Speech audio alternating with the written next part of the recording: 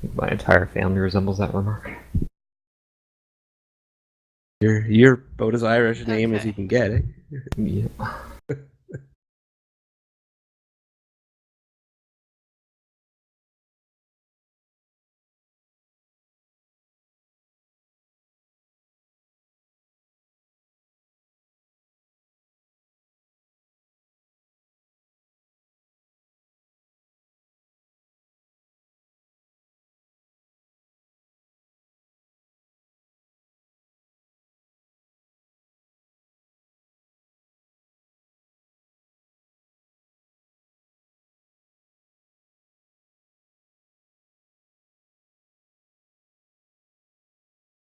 And we're live, I believe. Carol, can you confirm that we're live?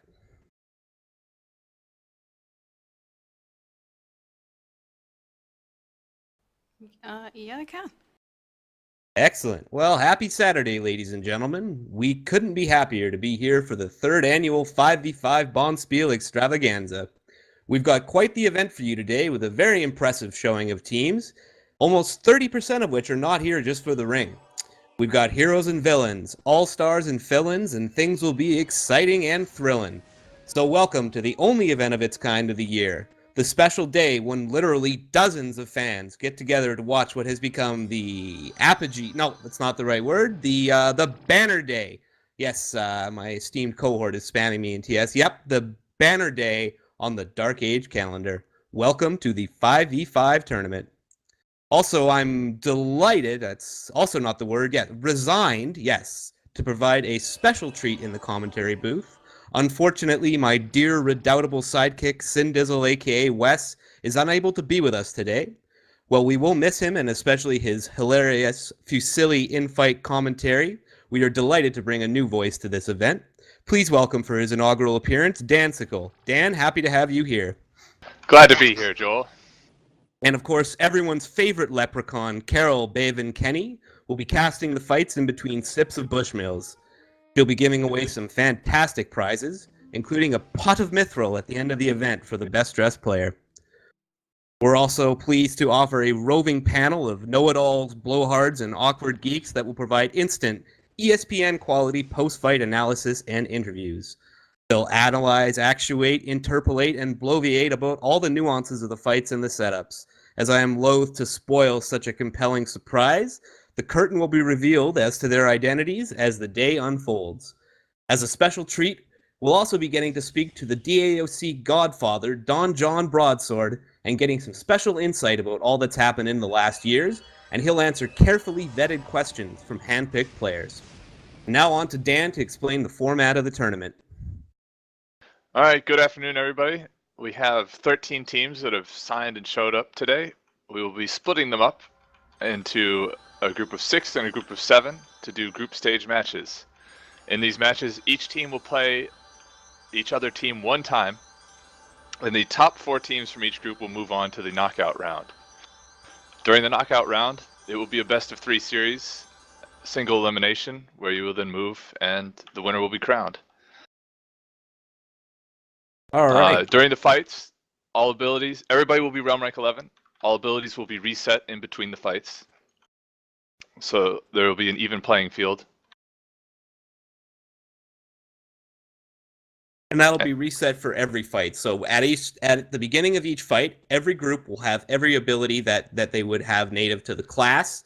So they'll be free to use those during the fight. Those abilities do not require to be reset by time. Also, as for the fight locations, we're going to have 2 locations for the group stage, and John will be porting the teams there so that they can begin the fight. Carol will be providing the,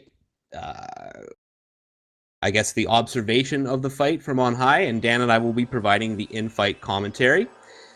And one of our analysts, Gavin, is standing by. And Gavin, you're gonna talk a little bit about some of the changes that have taken place in the last 6 months to a year, because I know there'll be some new and/or returning players watching this stream, and they'll be very interested to know what they would potentially be coming back to. So why don't you tell us a little bit about what's been happening? Yeah, huge amount of changes over the last year. Patch 1.121 went live about a year ago, 1.122 back in November, and then just 1.123 just about a month ago. And there have been sweeping changes, I would say, across the last 13 months. An entirely revitalized class, the Necro, humongous pet changes. And when you say entirely reimagined,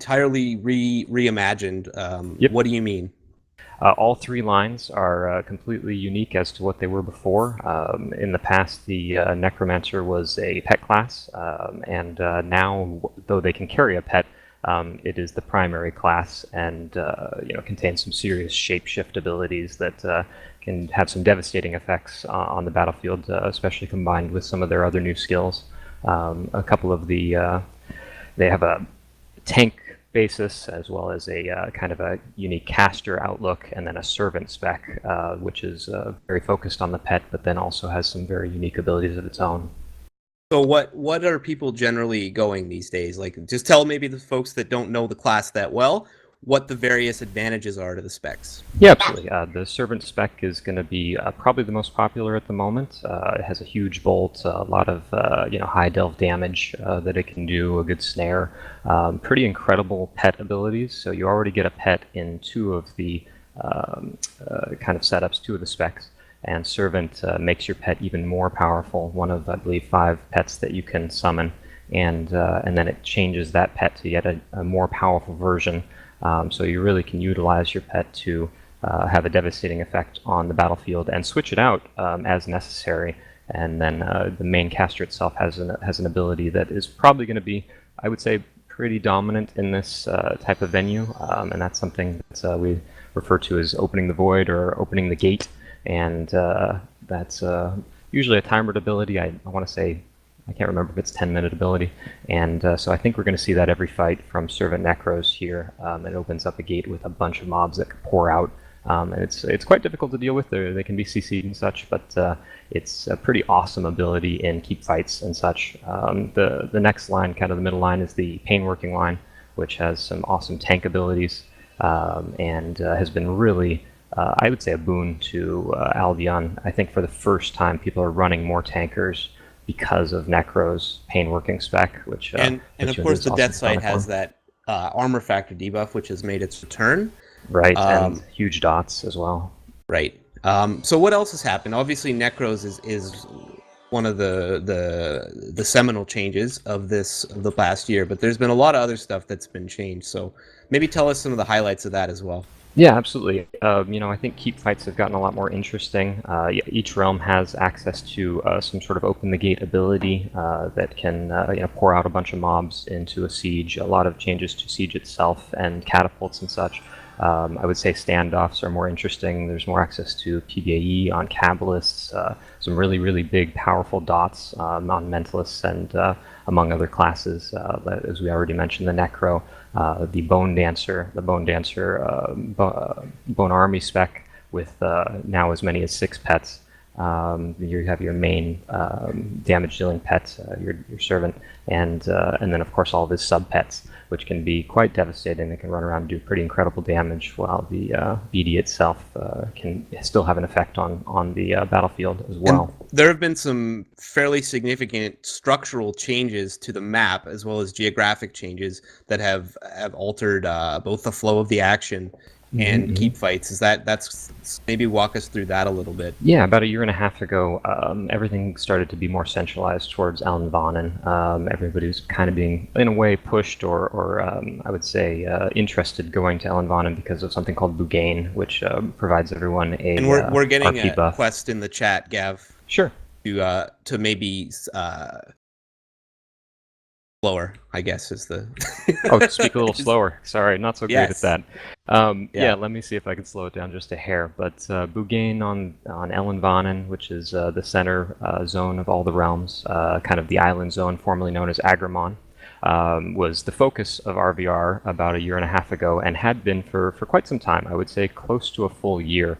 And we've just recently, with the changes, shifted focus away from that area. We tried something called the Ghost Keep, which is an awesome event in which the keeps, kind of the coastal keep on the outside of each realm, could become kind of the new zone or new kind of precipice of RVR, and everything would get kind of focused in that direction. And that was a lot of fun, huge siege combats over the course of 2 months.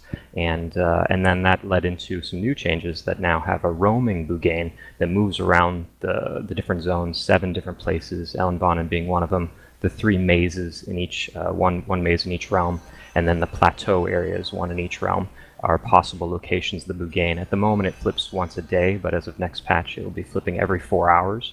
To one of those 7 locations, and that seems to move around the kind of location of RVR.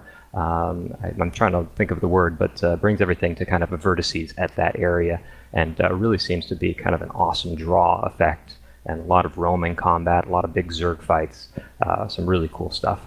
So, and Dan, maybe you can interject here as well if you're still with us.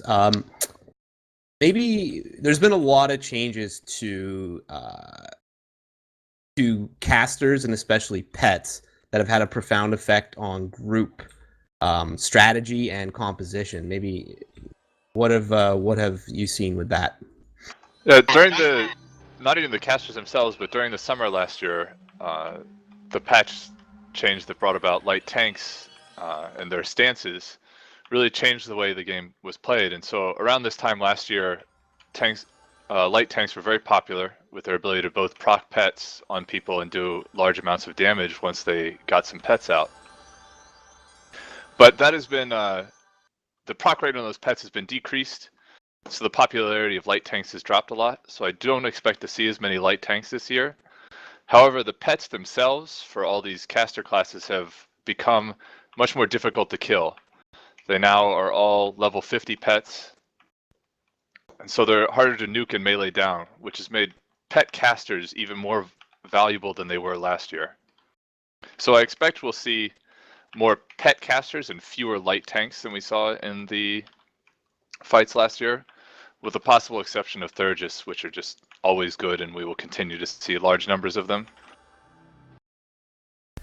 Yeah, I'm really surprised at the different groups and the setups that I'm seeing. It was a little bit more diverse than I would have expected. A lot less Thurgs than I expected to see, and a few more Warlocks, in fact. I know Warlocks have really come to prominence in the last couple of months. Some major changes to their Witchcraft line, which allows them to heal and to dot targets, so they can be both defensive and offensive, and they have great absorption as well, so they can survive some combat and melee. Some really cool chamber abilities that they can put up at a moment's notice as well, including an insta-heal. So kind of almost some sort of a seer defensive offensive class, I would say most akin to maybe a mentalist, but a little bit more focused in their damage with this new Doom ability that they have, where they put up 4 dots on a target, and then the 4th one triggers a huge DD if the dots are cleared or if a certain amount of time passes. You have to get all 4 consecutive on a target, but that seems possible to do, and it does a very good amount of damage.